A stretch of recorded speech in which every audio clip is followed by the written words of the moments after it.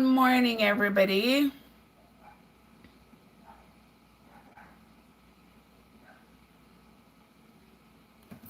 How is everybody doing? Good to see you all. Yeah, we are at one of our favorite little spots again, where we're going to sit down and chat a little bit. Yeah, I'm going to read the Bible, and on top of that, we are going to be talking about a few things, if you don't know what I mean. Yeah, so come on in and let us chat a little bit. It is Monday. It is Memorial Day in America. No, Memorial Day, Labor Day. When I talk about Memorial Day, it is Labor Day. Watch out, man, this is sitting and stop fight.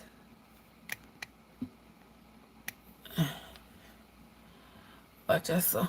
Man, this is sitting and work. It not work, right? Okay, there we go.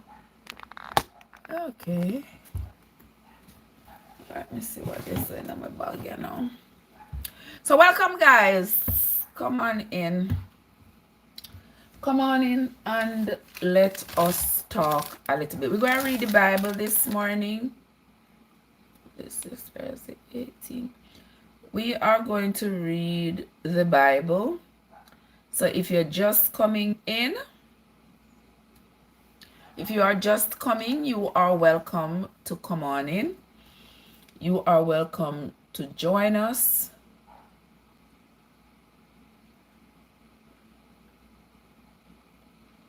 I need to sort this out. Yeah.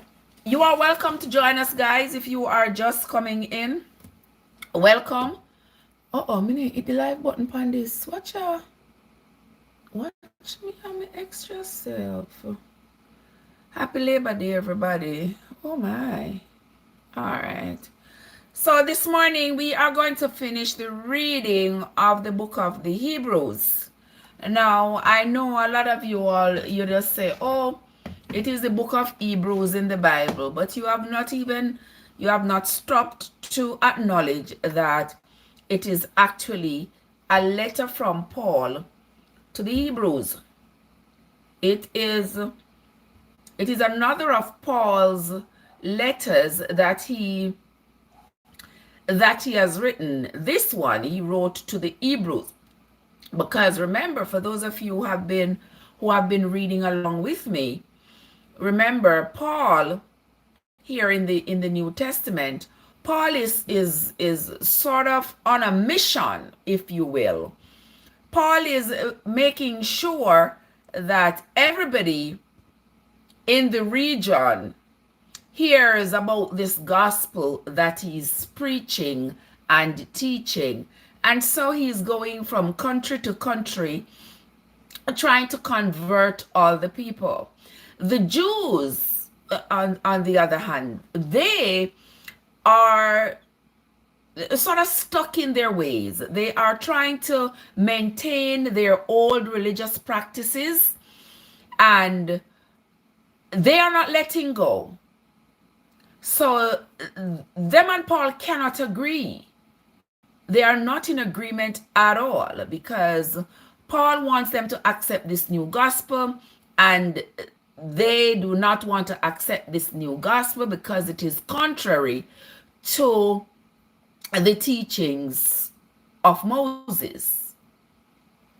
So here, Paul, just like he wrote a letter to the Corinthians, he wrote a letter to the Philippines, he wrote a letter to different people. You know, he wrote to Titus, where he left Titus up there in Crete to take care of the new converts they had in Crete. You know, he wrote a letter to Titus to say, you know, I haven't forgotten about you. Continue to preach the gospel the way that I taught you, and we don't want to be unequally yoked. We need to make sure that everybody's teaching the same thing, etc., etc. So for the Jews, however, he has to modify his teachings for these Hebrew people.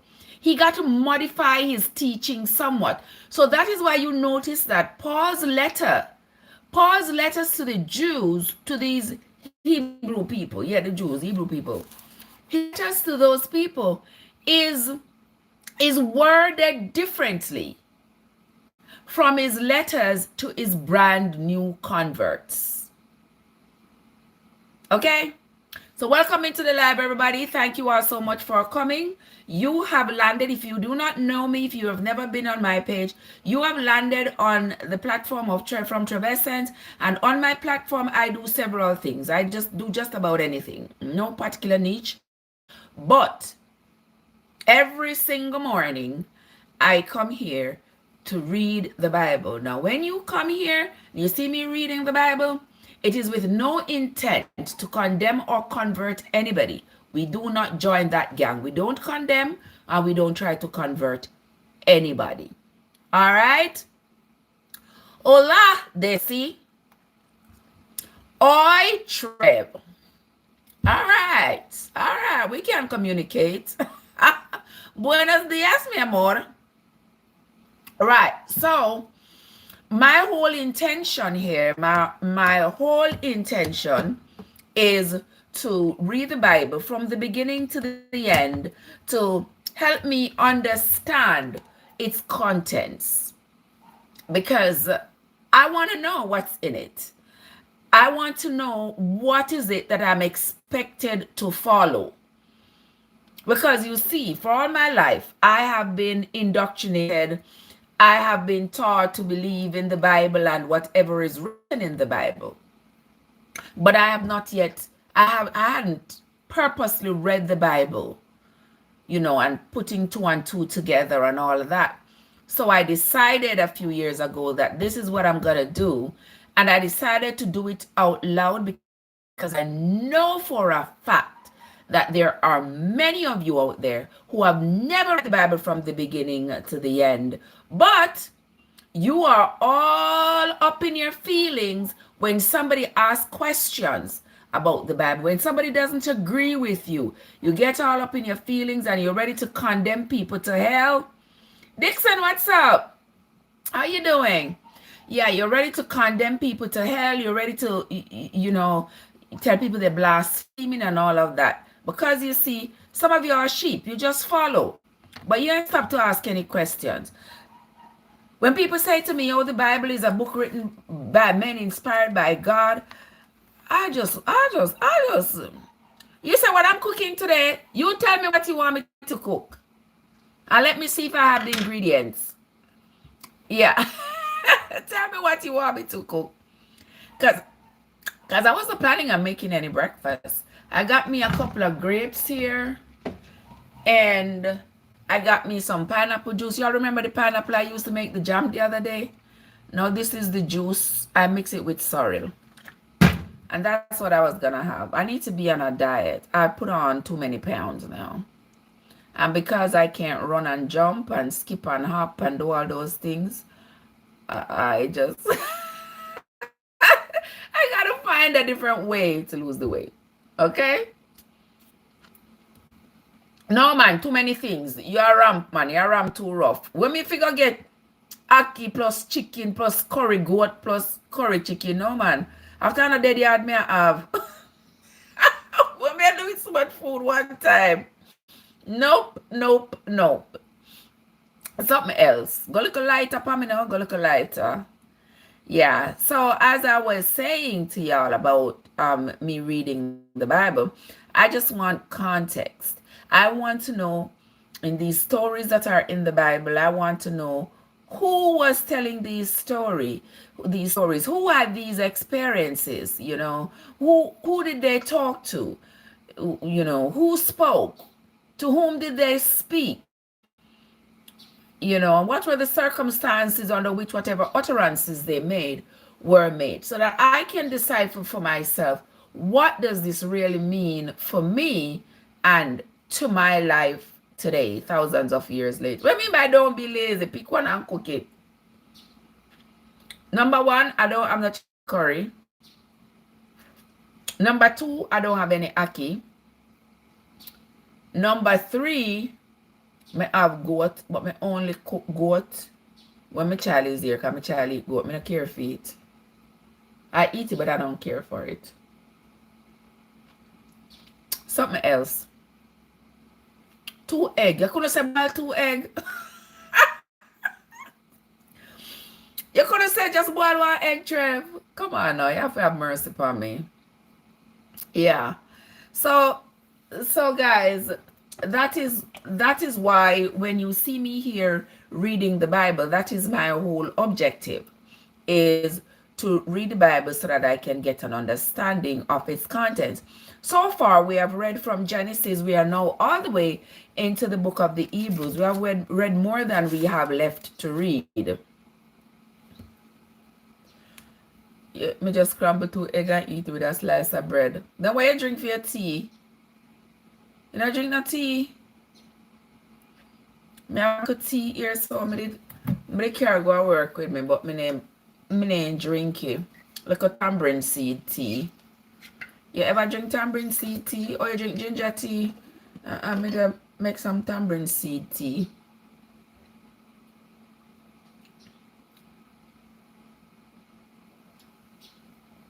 I brought it to work with me last night, but I never drink it. So I'm gonna drink it. While I'm talking to you all, I'm gonna drink it and drink this juice here. Okay. So guys, this morning we are going to be reading Hebrews chapters 12 and 13. We want to see what else Paul has to say to the Hebrews, who are really giving him a pushback. The Hebrews are not about to suddenly abandon the teachings that they have been living by. They're not about to abandon their way of life, their religious way of life, just to adopt Paul's new version of religion. So you will notice that the words that Paul chose to use to the Hebrews is very different from the words he used, say the words in his letter he sent to Titus up there in Crete.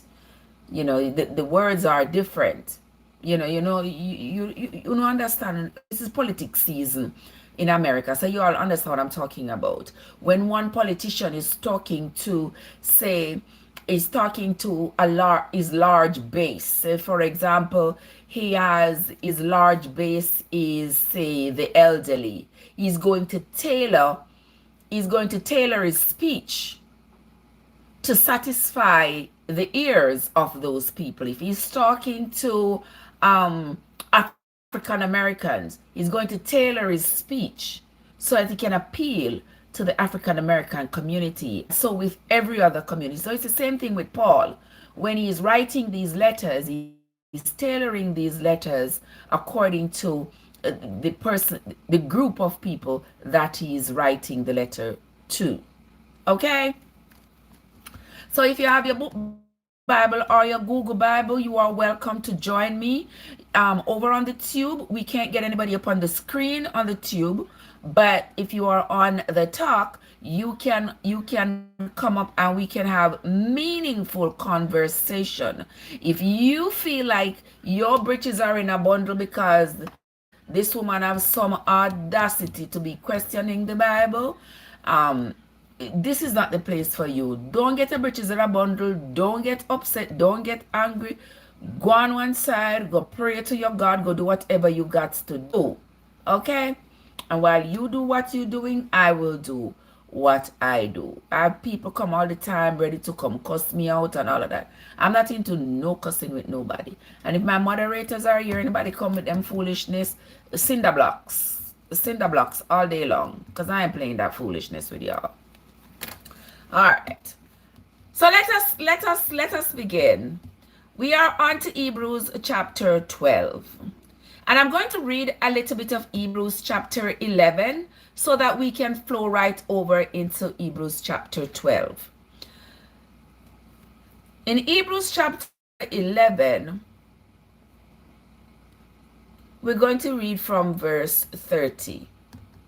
Verse 30 says, "By faith the walls of Jericho fell down after they were compassed about for 7 days. Those of you who don't remember the walls of Jericho? And remember when the children of Israel went across the river Jordan, they ended up in Jericho, and then go around the city. They surrounded the city and destroyed the city and slay all the people, because that was what Aaron told them. That's what Aaron told them they needed to do. Because remember, by the time they had crossed the river Jordan and gone into Jericho, Moses had already died. And it was Joshua. It was Joshua who was leading them at this point. So they destroyed Jericho, took everything. And I think that was where the prostitute woman saved them. What was her name again? Who remember her name? Who put them up on the roof? Put the warriors up on the roof. And remember that woman there? All right. I don't know why I'm even asking, because I don't remember nothing. But anyway, we hear me, I tell you to say I don't remember nothing. I mean, I remember either. Rahab. Now, Rahab was her name. Don't quote me. But anyway, let us continue. It says, by faith the walls of Jericho fell down after they were compassed about 7 days. By faith, the harlot Rahab. Look at something the writers in front of me. I mean, by faith, the harlot Rahab perished not with them that believed not, when she had received the spies with peace. And what shall I more say? For the time would fail me to tell of Gideon, and of Barak, and of Samson, and of Jephthah, of David also, and Samuel, and of the prophets, who through faith subdued kingdoms, wrought righteousness, obtained promises, stopped the mouths of lions, quenched the violence of fire, escaped the edge of the sword, out of weakness were more strong, waxed valiant in fight, turned to flight the armies of the aliens. Women received their dead raised to life again, and others were tortured, not accepting deliverance, that they might obtain a better resurrection. Now you see, Paul is tailoring this letter to the Hebrews. He's sort of reminding them of all the miracles that were spoken of by their forefathers, and he's including all these notable people. You know, Samson. Remember Samson? Samson was the one who slew the lion. Samson was also the one who... Good morning, Barry, my love. How are you doing, dear? Yeah. So Samson was the one who slew the lion. And Samson was the one who was married to was dating the Philistine woman. And he went down there, tried to trick the people, tell them some cockadoodle riddle me this, riddle me that, guess me this riddle, and perhaps not.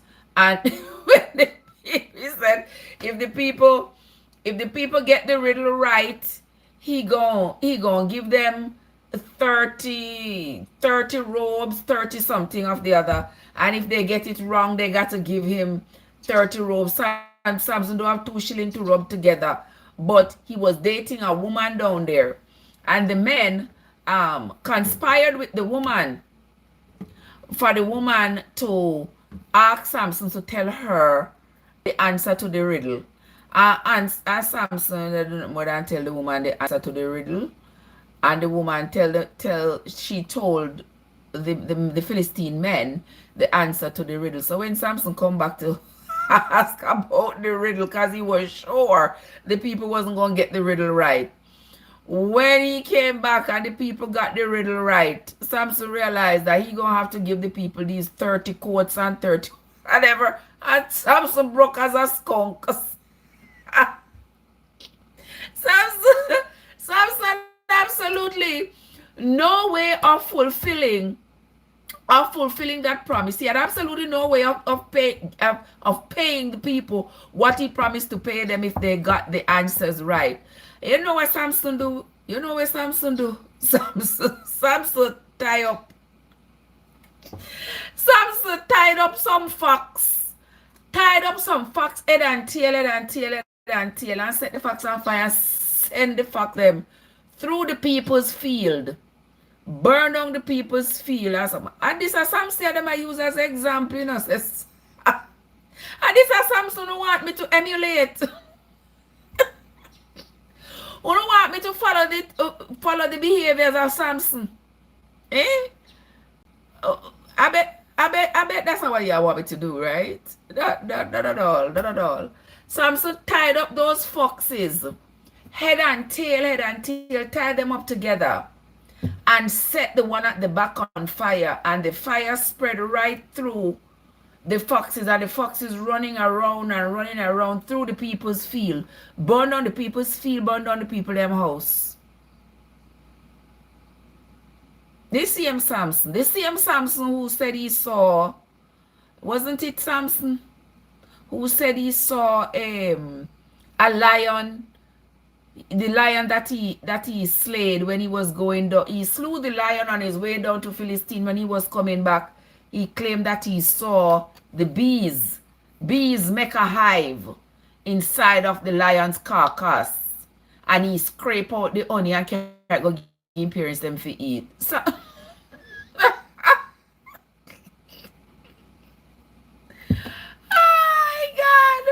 no wonder Delilah made them cut off in here. That sounds like something else. But anyway, Paul is mentioning Samson here because he's sort of reminding the Hebrew people of all these notable people who were in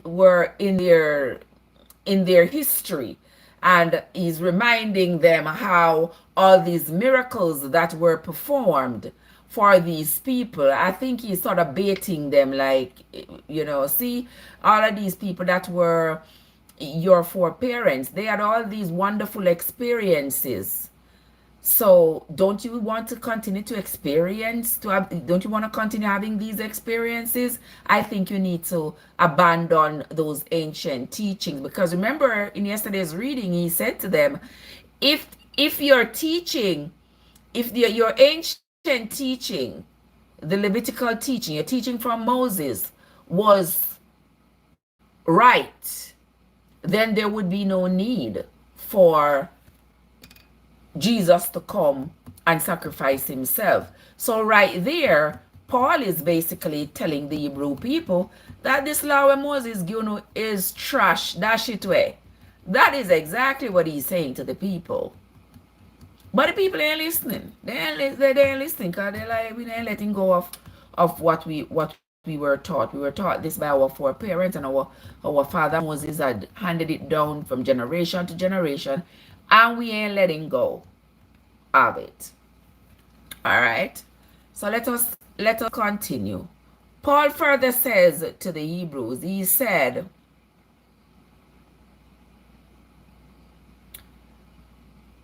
and what shall I more say?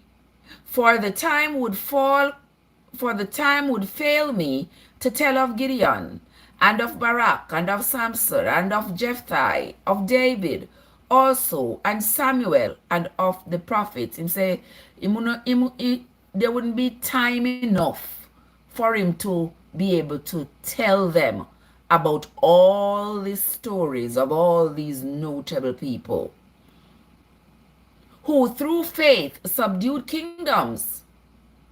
That sound like David. Wrath, righteousness. That sound like Samuel. Obtained promises. That sound like Samson. Let's continue. And stop the mouths of lions. Daniel and Samson. Okay. Let us continue. Quench the violence of fire. Who quench the violence of fire? Shadrach, Meshach, and Abednego. Are them the throwing at the fire, right? All right. He says, escaped the edge of the sword. That was David, right? Out of weakness were made strong, waxed valiant in fight, turned to flight the armies of the aliens. Women received their dead raised to life again. Who was raised to life again? Lazarus, right? And others were tortured, not accepting deliverance, that they might obtain a better resurrection. And others had trial of cruel mockings and scourgings, yea, moreover, of bonds and imprisonment. They were stoned. Who was stoned? Stephen, right? Stephen was stoned. He said they were stoned. They were sawn asunder. They were tempted. They were slain with the swords. They wandered about in sheepskin and goatskin, being destitute, afflicted, tormented, of whom the world was not worthy. They wandered in deserts and in mountains, and in dens and caves of the earth.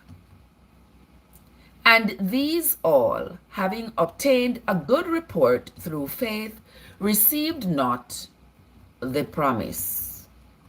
So you see, David has say, even though the foreparents and them they walked around in sheepskin and goatskin, I wander through and through the forests and upon the mountains and all these things. He's saying they did not receive the promise. So basically, I think Paul is kind of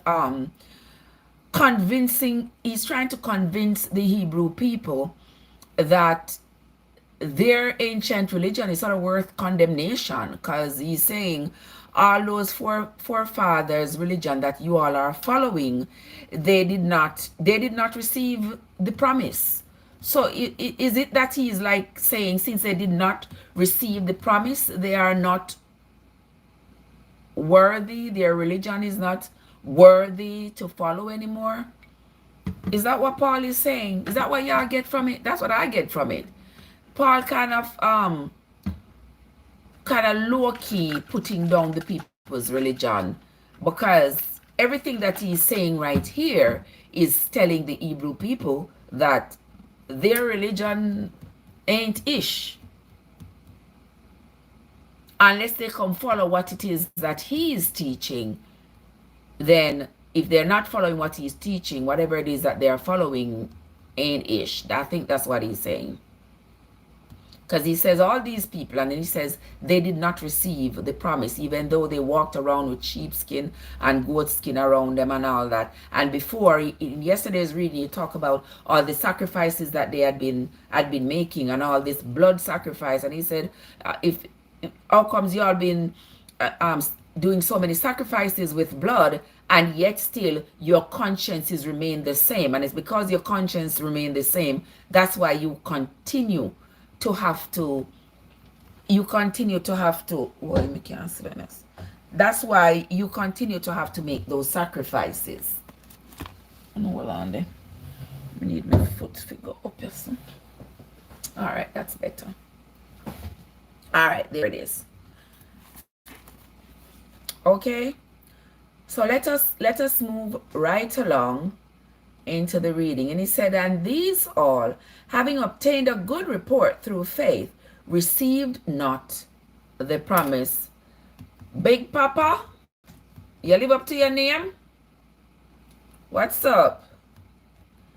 He says, God having provided some better thing for us, that they without us should not be made perfect. Let us move right on into chapter 12 of the Hebrews. If you are just coming, welcome into the live. Thank you so much for stopping by. I appreciate you. Let us continue. Hebrews chapter 12 says, wherefore, seeing we also are compassed about with with so great a cloud of witnesses,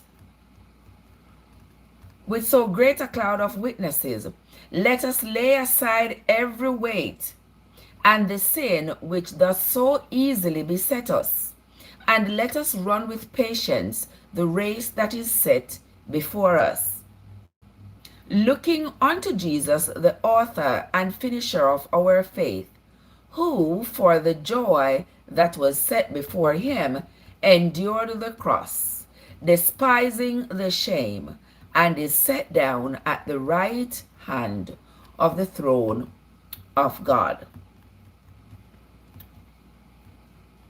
For consider him that endures such contradiction of sinners against himself, lest he be wearied and faint in your minds. He have not yet resisted unto blood, striving against sin, and ye have forgotten the exhortation which speaks unto you as unto children, my son, despise not thou the chastening of the Lord, nor faint when thou art rebuked of him. For whom the Lord loves he chastises, and scourgeth every son whom he received. If ye endure chastening, God deals with you as with sons. For what son is he whom the Father chastises not? Paul really a pleading case to the Hebrew. Paul really a pleading case. He a pleading case to the Hebrews. They need to carry him now bring him. I don't think. He's pleading his case to them to have them abandon their religion, but they're not doing it. They are not doing it. He goes on over here in verse 8 and he says, but if he be without chastisement, whereof all are partakers, then are ye bastards and not sons. When the people that won't agree with Paul, when the people that won't agree with Paul, Paul start calling people them bastard. Like seriously? Paul says, but if he be without chastisement, whereof all are partakers, then are ye bastards and not sons.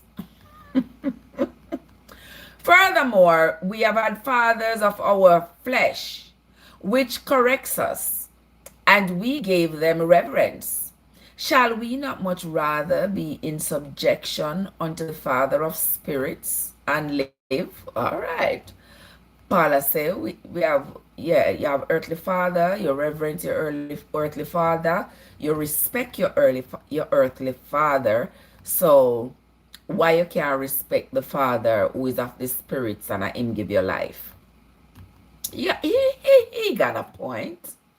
He goes on to say, for they verily for a few days chasten us after their own pleasure, but he for our profit, that we might be partakers of his holiness. All right. See, you're a Paul tell the people them say, your earthly father chastises you because he loves you. So he try to correct you, chastise you, correct you, try to make you walk in the straight and narrow. And he says, it's the same way the Heavenly Father chastises you because he loves you. But the reward for that is better than the reward from your earthly father who chastises you. Because this Heavenly Father wants you to partake of his holiness, while your earthly father whip you for his own pleasure. I don't think it's for his own pleasure. I think your earthly father whip you for his own pleasure. I think your earthly father whip you to keep you in line. God, good morning. Happy holidays, sis. How you doing? Let us continue. Verse 11, he says, Now, no chastening for the present seems to be joyous, but grievous. Nevertheless, afterwards, it yields the peaceable fruit of righteousness unto them which are exercised thereby. Wherefore, lift up the hands which hang down, and the feeble knees, and make straight paths for your feet, lest that which is lame be turned out of the way, but let it rather be healed.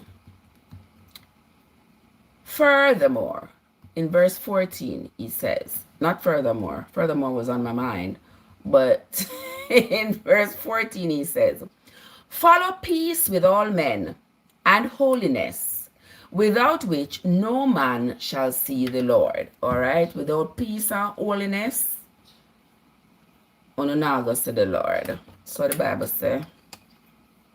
So Paul said, that was Paul said to the Hebrew.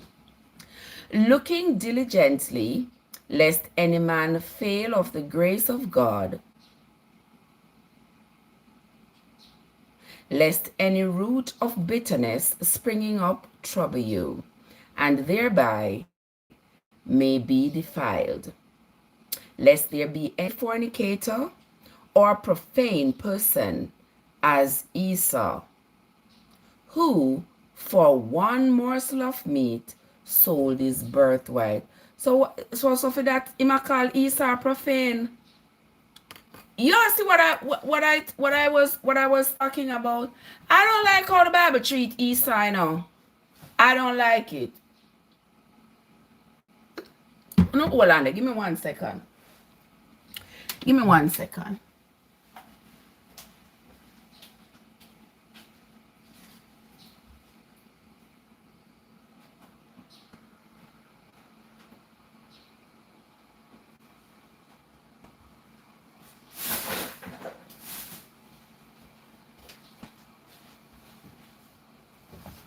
All right, see me here.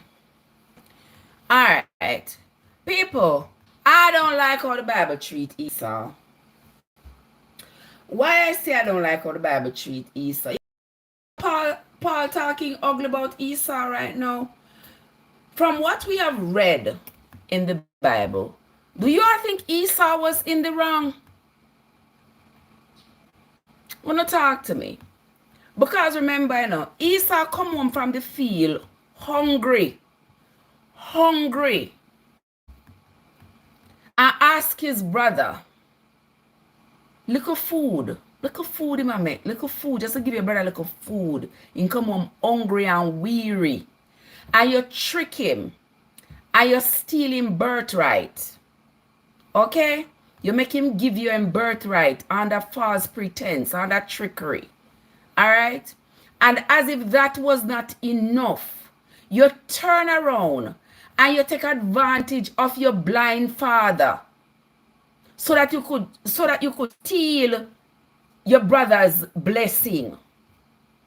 And you mean to tell me, say, this God, who is all about honesty and faithfulness and all of that, it is not conclusive that Paul wrote the book of Hebrews. Well, the thing is, conclusive or not, I don't think anything in the Bible is really conclusive.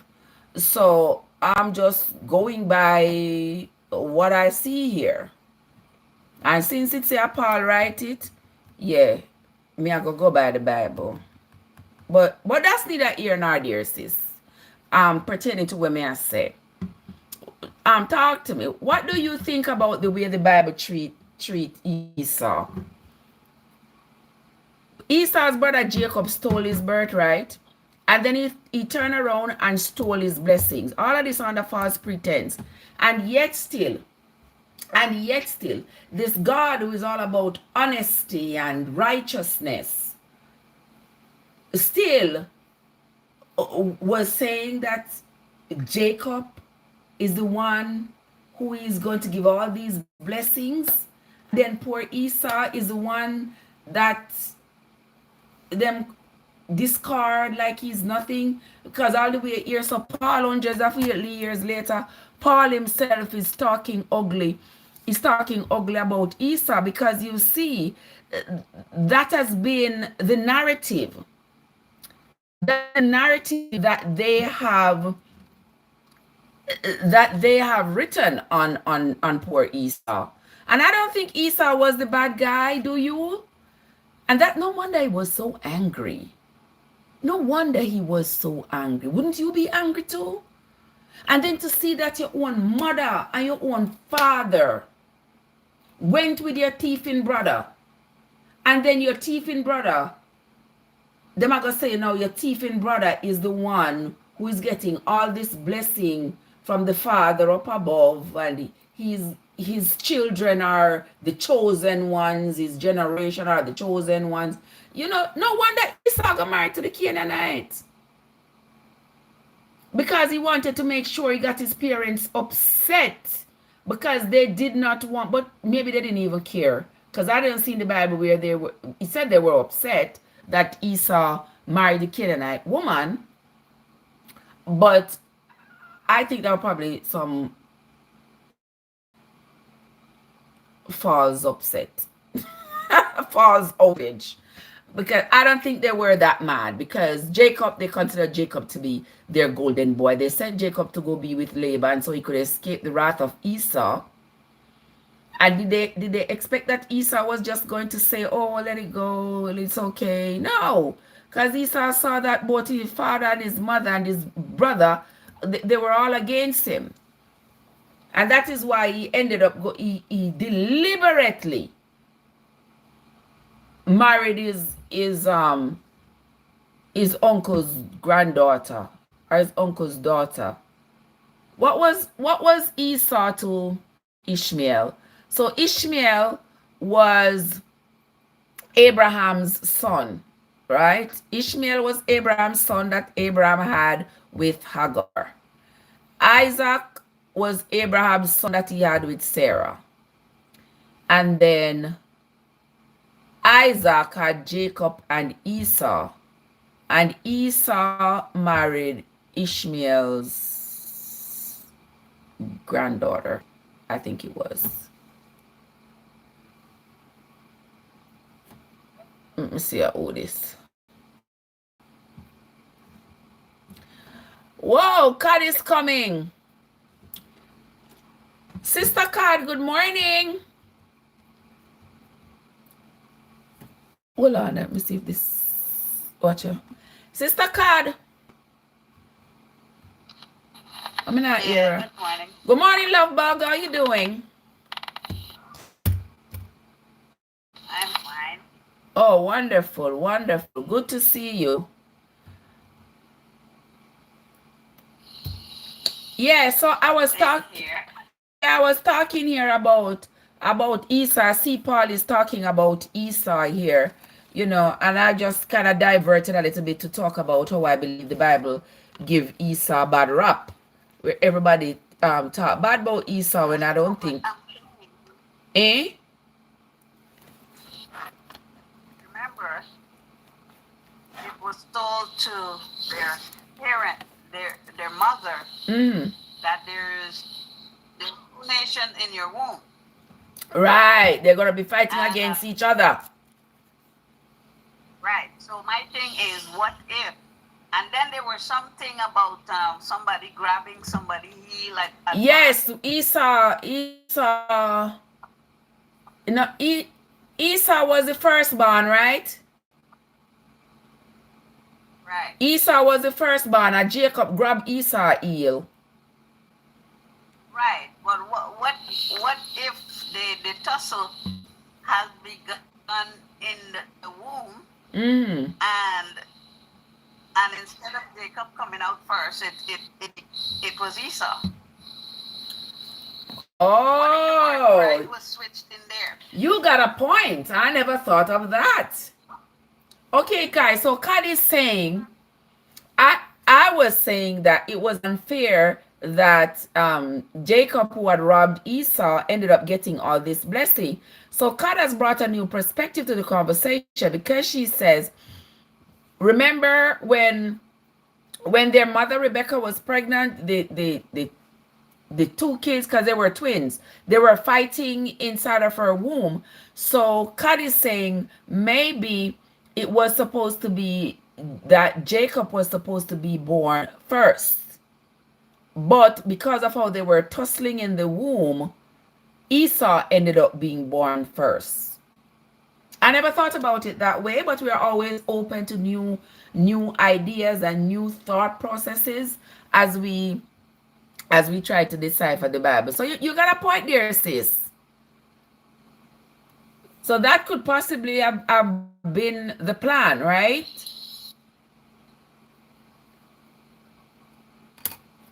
Yeah. Yeah, that sounds plausible. That sounds plausible. That could possibly have been the plan. Yeah. They even mention him as a heel grabber. Yeah, So because it's they like said he he's had trying to grabbed. pull him back from.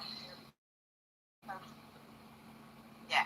Okay, so you think Jacob was trying to pull Esau back so he could be born first? Yeah.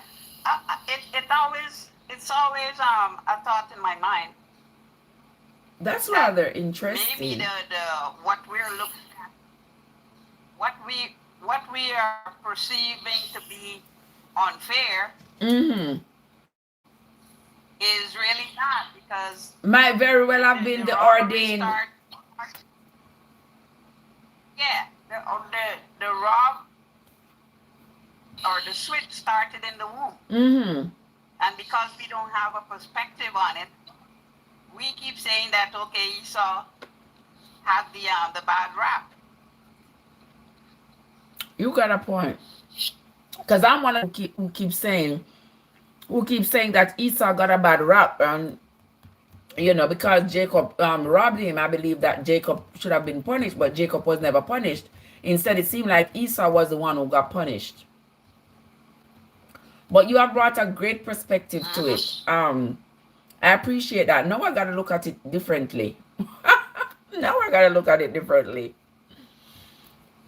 That's interesting. But we're gonna continue with the reading. We're going to continue with the reading. My mind don't always go. Me know, man. Your mind is your mind. I don't know what to say about your mind. Your mind take you places where no other mind has been before. But let us continue, guys. For those of you just coming, we are on to Hebrews chapter 12. We are reading Paul's letter to the Hebrews as he's trying to convert them. Let us continue. He says, looking diligently, lest any man fall off the grace of God, lest any root of bitterness spring up trouble you, and thereby many be defiled. Lest there be any fornicator or profane person, as Esau, who for one morsel of meat sold his birthright. For he know how that afterwards, when he would have inherited the blessing, he was rejected, for he found no place of repentance, though he sought it carefully with tears. Oh, wow. You know what I'm doing to Esau? For ye are not come unto the mount that might be touched, and that burnt with fire, nor unto blackness, and darkness, and tempest, and the sound of a trumpet, and the voice of words, which voice they that heard entreated that the word should not be spoken to them anymore. Let's read that again. For ye are not come unto the mount that might be touched, and that burnt with fire, nor unto blackness, and darkness, and tempest, and the sound of a trumpet, and the voice of words, which voice they that heard entreated that the word should not be spoken to them any more, for they could not endure that which was commanded. And if so much as a beast touched the mountain, it shall be stoned or thrust through with a dart.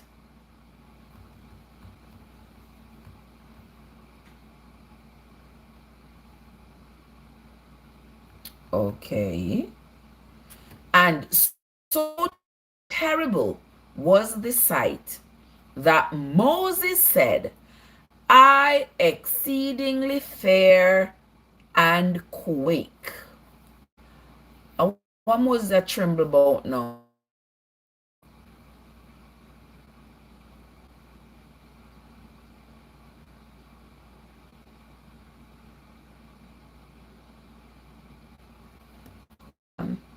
So see, Paul is going back to reference Moses.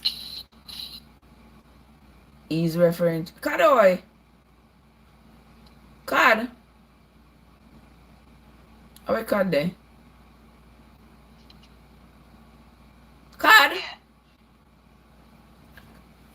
Yeah. You see how Paul is going back. I don't know, something I meant nice that's sis. How Paul is going back to reference Moses. He said Moses had said something that he feared exceedingly, he quaked and trembled. What was it that Moses was trembling about? What was it that Moses was so afraid of?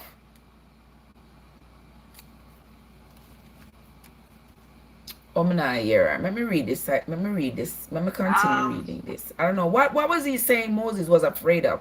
Because he said, for ye are not come unto the mount that might be touched, and that burnt with fire, nor unto blackness and darkness and tempest, and the sound of a trumpet, and the voice of words, which voice they that heard entreated that the word should not be spoken to them any more. For they could not endure that which was commanded. And if so much as a beast touch the mountain, it shall be stoned, or thrust through with a dart. And so terrible was the sight that I exceedingly fear and quake. Good morning, Winsome. How are you doing? I know that's how they leave me a draw blank, people. But let me continue. But ye are come unto Mount Zion, and unto the city of the living God, the heavenly Jerusalem, and to an innumerable company of angels, to the general assembly and church of the firstborn, which are written in heaven, and to God the judge of all, and to the spirits of just men made perfect. I'm on Hebrew chapter 12, Sister Winsome. Hebrew chapter 12 and verse 22. But ye are come unto Mount Zion, and unto the city of the living God, the heavenly Jerusalem, and to an innumerable company of angels, to the general assembly and church of the firstborn, which are written in heaven, and to God the judge of all, and to the spirits of just men made perfect, and to Jesus the mediator. Wasn't it self-explanatory? Eh? Where's it was self-explanatory. It's saying that anything that had even come remotely close to the mountain has been going to burn up. Has been right. So if you see everything that is even going remotely close to that mount is being destroyed,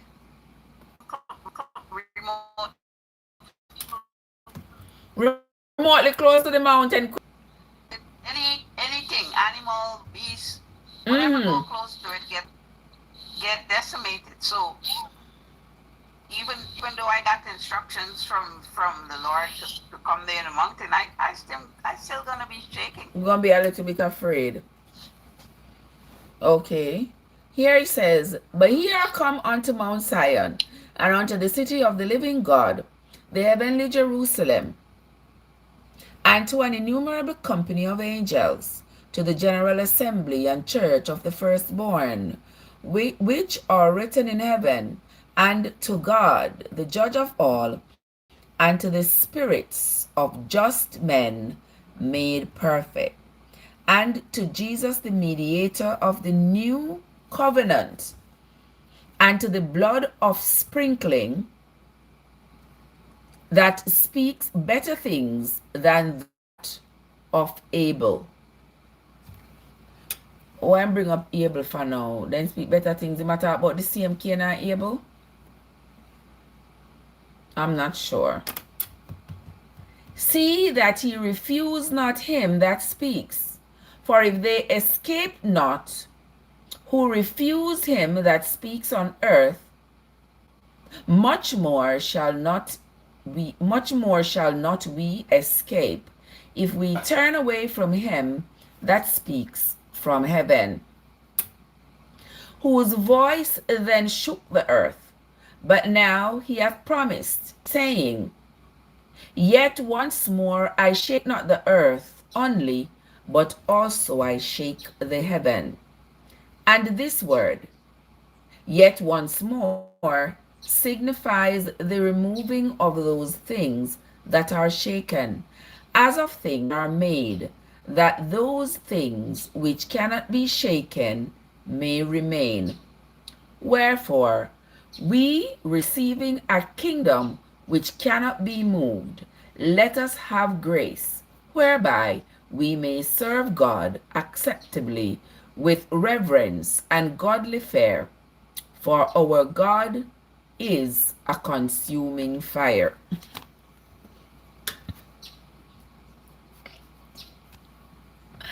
Listen, obviously, the Hebrew people are the hardest for Paul to convince. So when Paul can't convince them, Paul call them bastard. Now we tell them, say, the God, their God. Paul says, our God. This God that is in charge of this gospel that Paul is teaching. Paul said, our God is a consuming fire. See me how them telling us, say, if you don't believe and do this and that, you're not going to end up in a one hell where some fire go burn out, one Satan got one fork, a jukunu and all these things. Yeah, the same way. Yeah, Paul work in Sykes for the people them, because he want to convert them to his teachings. But let us continue. We're on to chapter 13. Chapter 13 says, let brotherly love continue. Be not forgetful to entertain strangers, for thereby some have entertained angels, and they were not aware. Remember them that are in bonds, as bound with them, and them which suffer adversity, as being yourselves also in the body. Marriage is honorable in all. Here Paul tell the people themselves, Paul said, marriage is honorable in all, and the bed undefiled. But whoremongers and adulterers God will judge. Now, Paul is making his case to the people. Paul know that these Hebrew people, fornication was something that they practiced. Not that it was considered legal, but it was something that they practiced. Fornication, and they also were cheaters. Yeah, they committed adultery. And Paul is saying to them, Paul is using all of that against them. He's saying, marriage is honorable in all, and the bed undefiled. Whoremongers and adulterers God shall judge. I wonder if Paul was living in the time when Abraham was living, Paul would have told Abraham these things. Because Abraham's bed was not undefiled. Abraham sleep with Agar and whoever else, who knows? He probably had other concubines as well. But let us continue. Let your conversation be without covetousness, and be content with such things as ye have. For he hath said, I will never leave thee, nor forsake thee, so that we may boldly say, the Lord is my helper, and I will not fear what men shall do unto me. Remember them which have the rule. You want to say something, Cod? No, I said that's right. Okay. I shall not be afraid what men Shall not be afraid. He moves on, moving on, he says, remember them which have the rule over you, who have spoken unto you the word of God, whose faith follow, considering the end of their conversation. Jesus Christ the same yesterday and today and forever. Be not carried about with divers and strange doctrines, for it is a good thing that the heart be established with grace, not with meat, which have not profited them that have been occupied therein. We have an altar, whereof they have no right to eat, which serve the tabernacle. For the bodies of those beasts, whose blood is brought into the sanctuary by the high priest for sin, are burnt outside the camp. Wherefore Jesus also, that he might sanctify the people with his own blood, suffered outside the gate.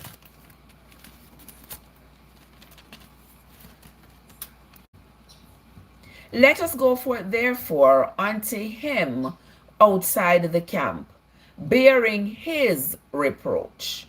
For here have we no continuing city, but we seek one to come.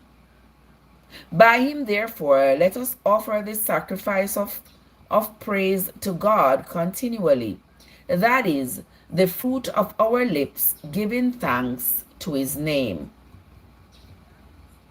But to do good and to communicate, forget not, for with such sacrifices God is well pleased.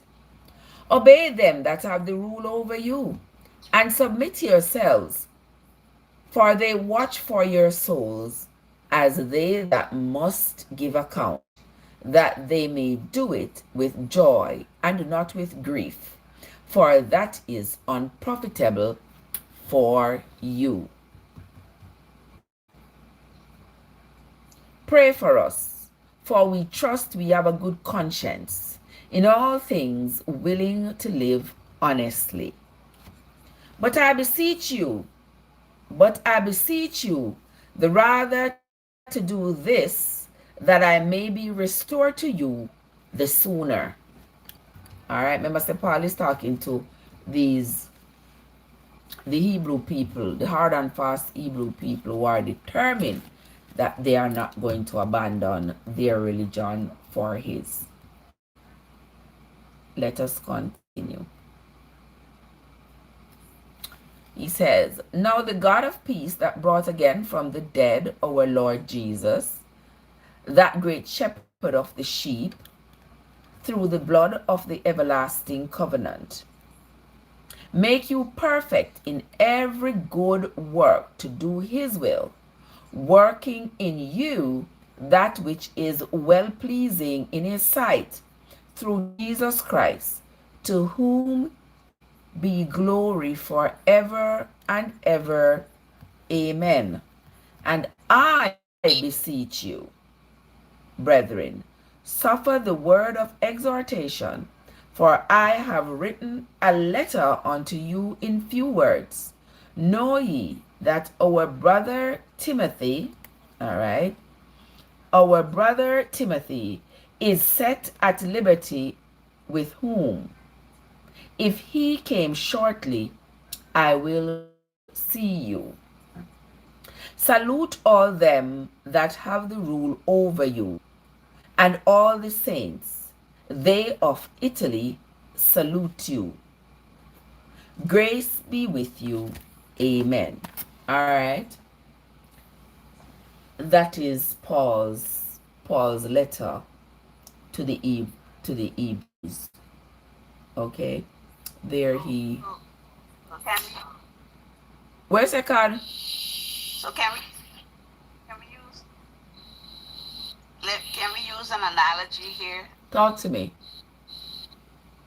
If all of the cars are that we know, most of the cars or all of the cars back in the days run on gasoline. Mm-hmm.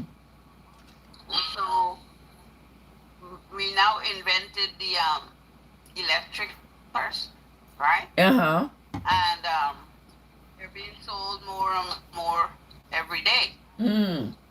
There are some people who say, well, guess what? I don't want no electric car.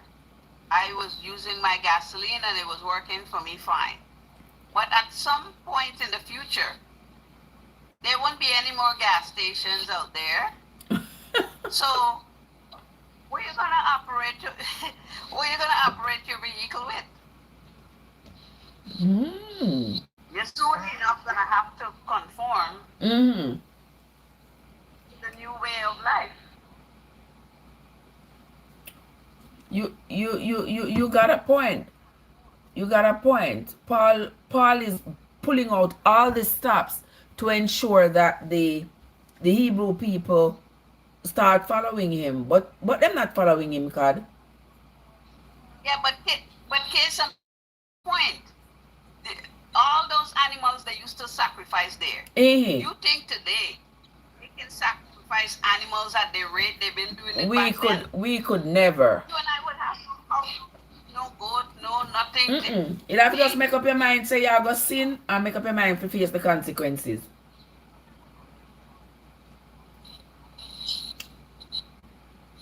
Yeah, you understand? So there's no way that you can follow the old way, the way it's supposed to be adhered to. Can't. They can't. No matter how they try, them still end up sinning. Because the expectations are not realistic.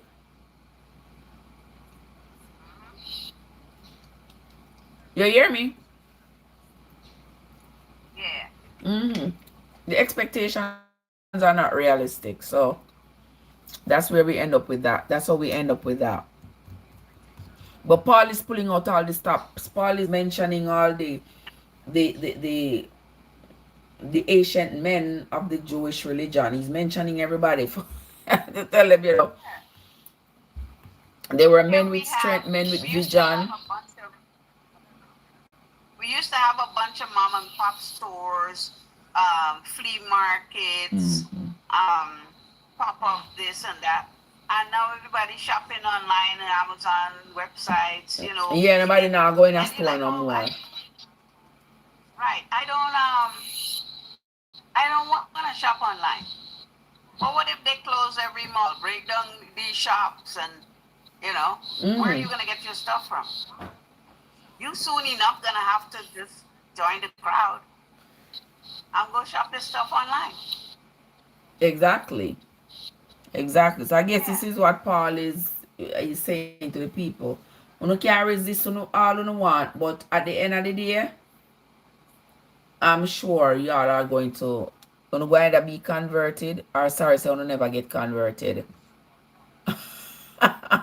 One or the other. One or the other. Boy, God, may I slow down.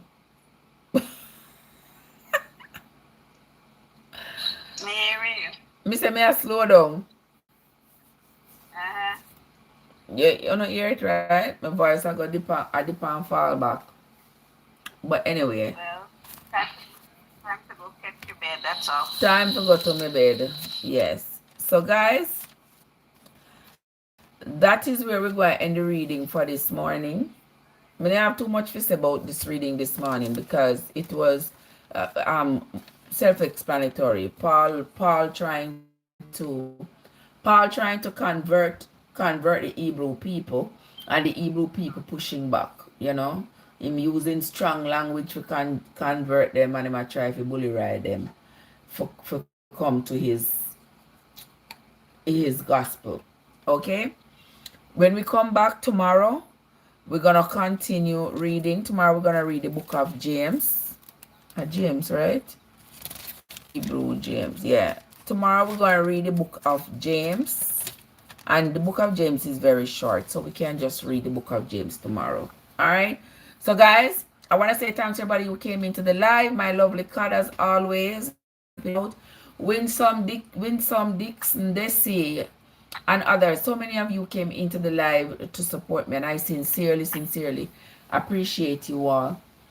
All right, that is where we are going to end for this morning. Until tomorrow, when we come back tomorrow morning around same time, same place, we are going to continue with the reading. And when we come tomorrow, we read the book of James. All right, so that's it from me for now, friends. Until next time, this is Trev from Trevessence, where your journey matters. Have yourselves a great day, everybody. And I'll see you all. I'll see you all later. Later, card. Later, win some.